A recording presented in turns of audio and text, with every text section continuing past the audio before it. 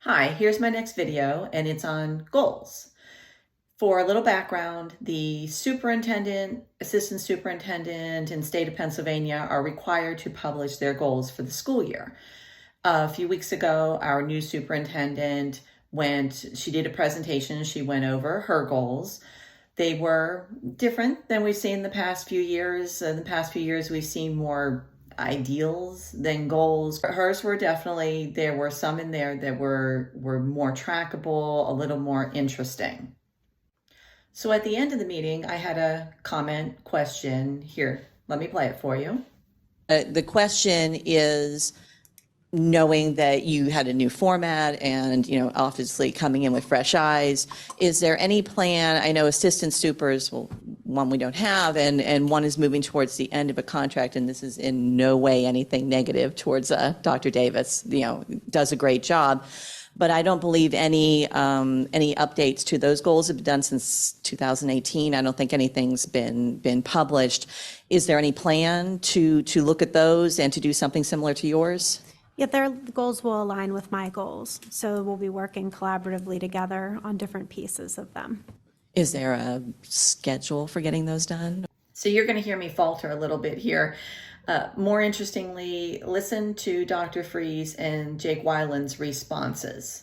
So they're the same. They have. They're just going to be. They're one set of goals. correct. Right. That Correct. the superintendent and the assistant superintendents are all measured by those same goals.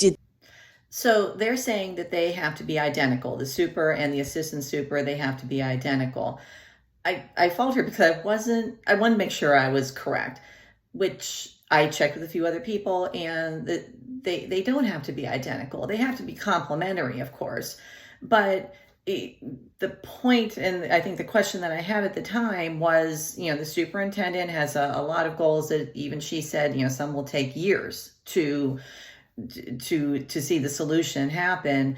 So some of the things that we were looking for in goals would have been specifics on map testing, specifics on keystone testing, saying, increasing percent proficient in keystone by 10%, 20%, something that would fall more under the assistant superintendent. So this is why I asked. Some of the history on this is that the way this is supposed to work is that the board designs the goals with the super. The board designs the goals with the input of the assistant super. The way this has been working in Mount Lebanon, and possibly is still working, is that the superintendent is designing the goals in conjunction with the board. This is the board's responsibility. They need to gather the data, they need to talk to all the players, and they need to figure out what is best for Mount Lebanon and what do the students need, what does the staff need, what does the district need to succeed. And as a little aside to that, Dr. Freese's goals were supposed to be completed and published according to this contract by July 1st, 2023.